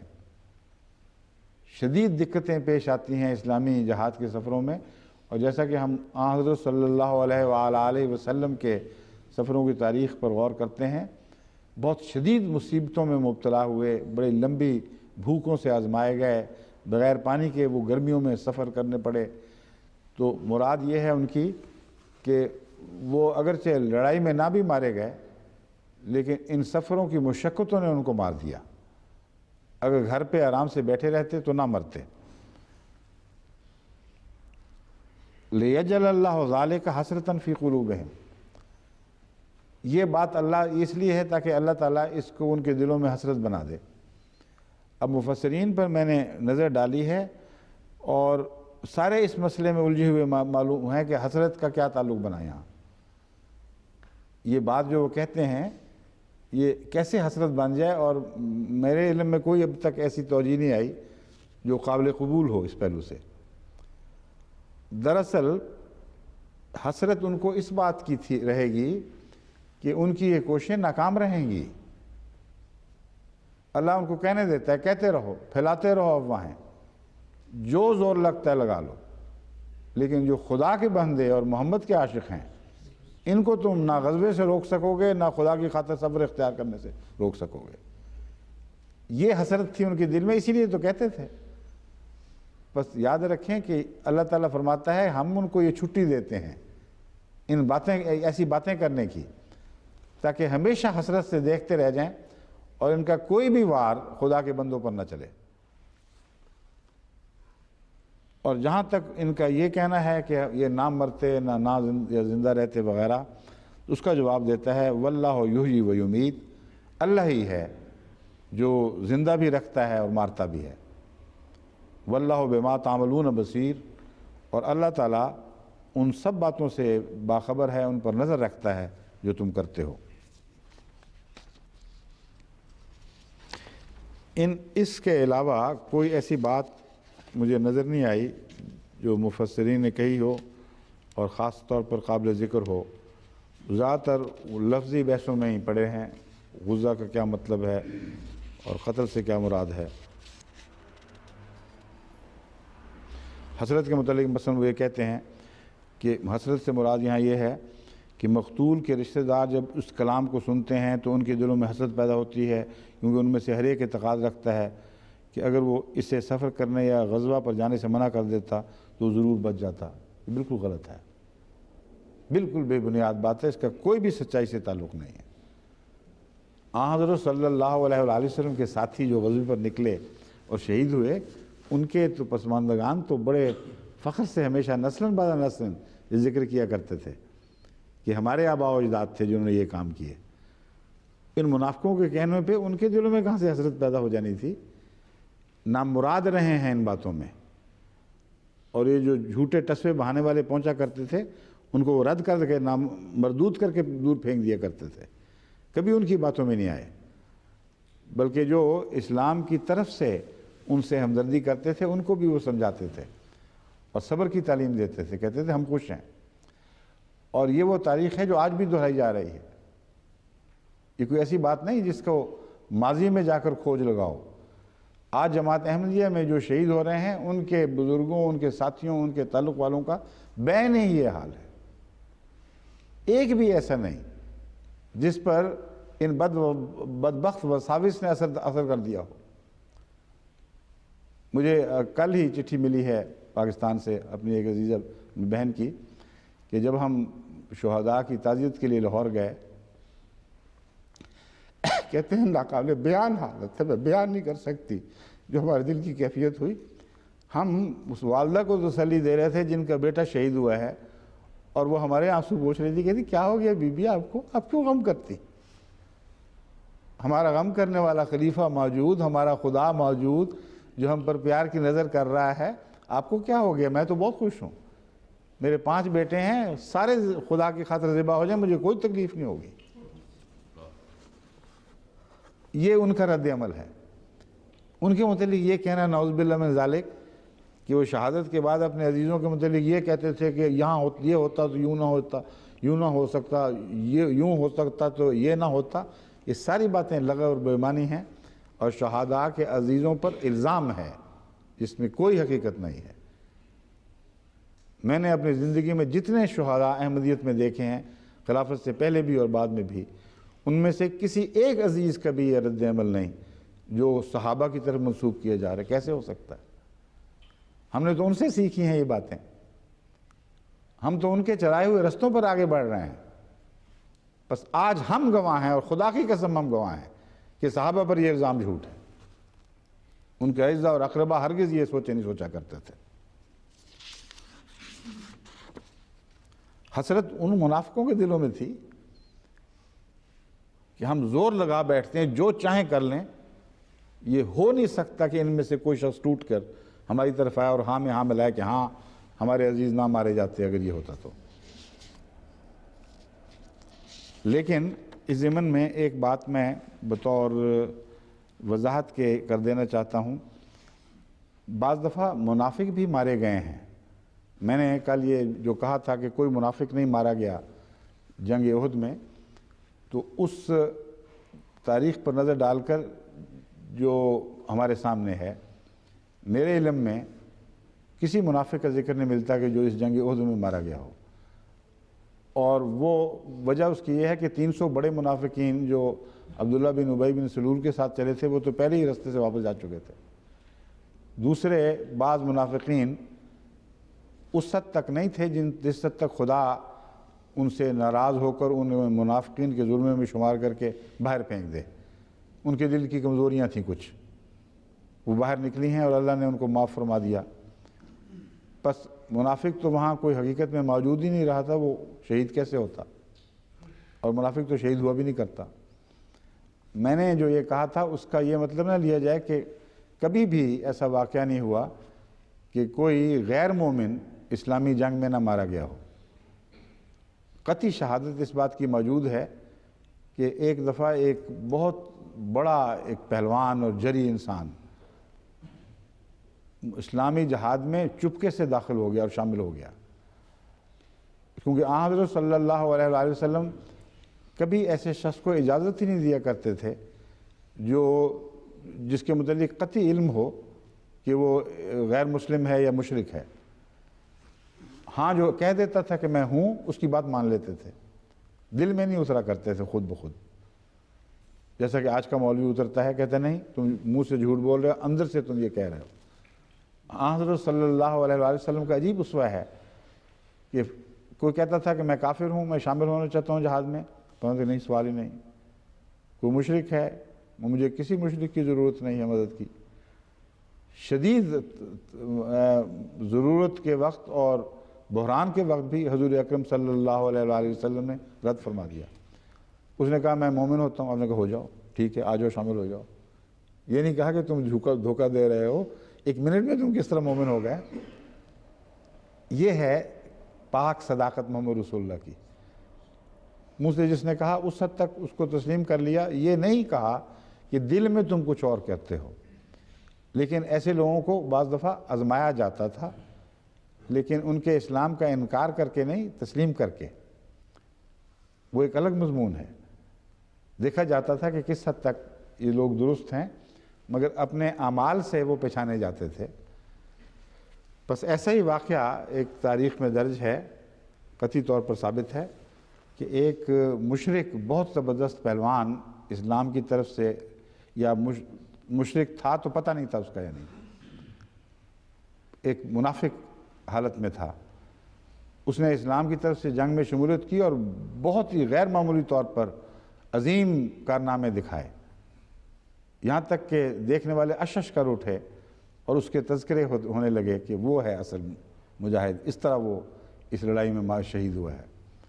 تو حضرت صلی اللہ علیہ وسلم نے فرمایا نہیں، وہ شہید نہیں ہوا، وہ تو اپنے ایک مرے ہوئے کا انتقام لینے کی خاطر ہماری طرف سے شامل ہوا تھا، کیونکہ جس قبیلے نے اس کے بھائی یا کسی عزیز کو مارا تھا وہ ہمارا مخالف ہو کر آج ہم سے لڑنے آیا ہوا تھا، بس اس ذاتی بدلے کی خاطر وہ مارا گیا ہے، وہ شہید تو نہیں ہوا۔ بس یہ فیصلہ اللہ اور اس کا رسول ہی کر سکتے ہیں جب خدا اپنے رسول کو بتا دے۔ اس کے علاوہ یہ کہہ دینا بھی غلط ہے کہ کسی اسلامی جنگ میں کوئی منافق نہیں مارا جا سکتا، اس سے بڑی اور کیا شہادت ہوگی کہ مارا گیا۔ مگر حضرت صلی اللہ علیہ وآلہ وسلم کو اللہ نے اس کے بارے میں دھوکے میں نہیں رکھا، کیونکہ آپ نے جنازے پڑھنے تھے، دعائیں دینی تھیں، اس لیے خدا تعالیٰ نے حضور صلی اللہ علیہ وآلہ وسلم کو مطلع فرما دیا۔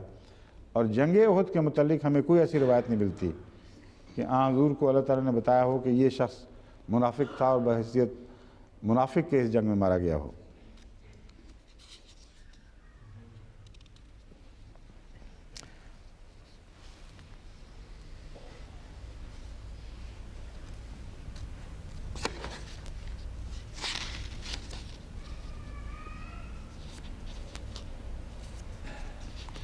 واللہ بما تعملون بصیر،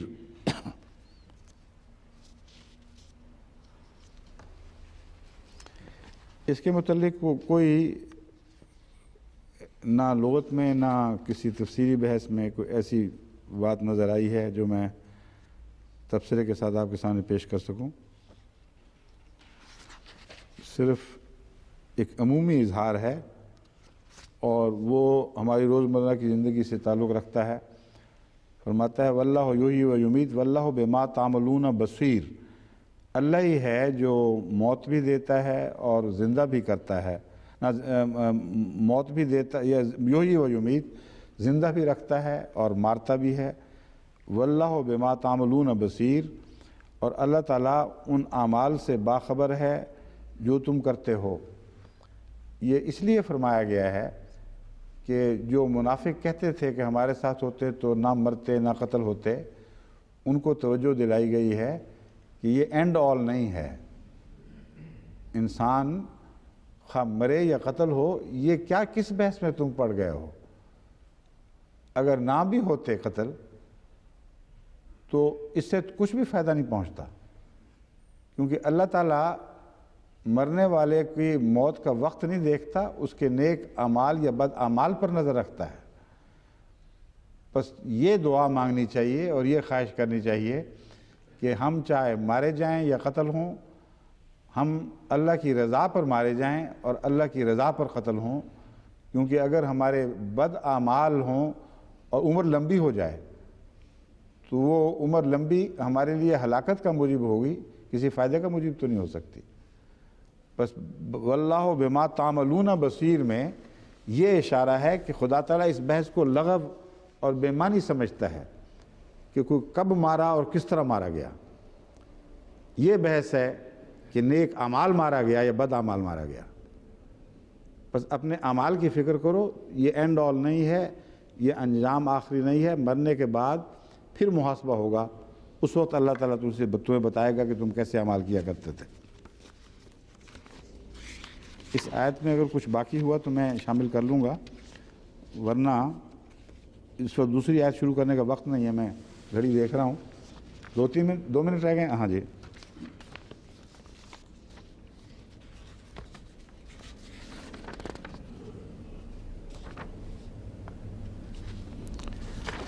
بہرحال میں نے یہ تو آپ کو خوب اچھی طرح دکھا دیا ہے کہ یہ جو مستشرقین ہیں یہ کس طرح ظلم کرتے ہیں اور ایکا کرتے ہیں، سازشیں کر کے ایک دوسرے کے ساتھ. یعنی لفظاً بول کر سازش نہ بھی کریں، اندر سے ان کے مزاج سازشی ہیں. جہاں دیکھتے ہیں کہ ایک مستشرق نے ایک بات ایک خاص طور پر اسلام پر حملہ کرنے کے لیے کی ہے، اس کی تائید میں ویسے ہی ترجمے شروع کر دیتے ہیں، ویسے ہی لغت کی کتابیں بنانے لگ جاتے ہیں. بس مرچنڈائز والا جو بحث ہے ان کی، اس کا تعلق اسی پہلے الزام سے ہی ہے کہ جنگ میں بھی ہمیشہ لوٹ مار کی خاطر نکلتے رہے اور بوٹی ان کی زندگی کا مقصد تھا. اس حصے کو میں ابھی نہیں چھیڑتا کیونکہ میں نے اس کے متعلق انشاءاللہ بعد میں گفتگو کرنی ہے. مختلف حوالوں سے ثابت کروں گا کہ بہت جھوٹے اور لغو اور بے معنی الزام ہیں، سوائے ان کے بغض کے اور کسی چیز کی نشاندہی نہیں کرتے.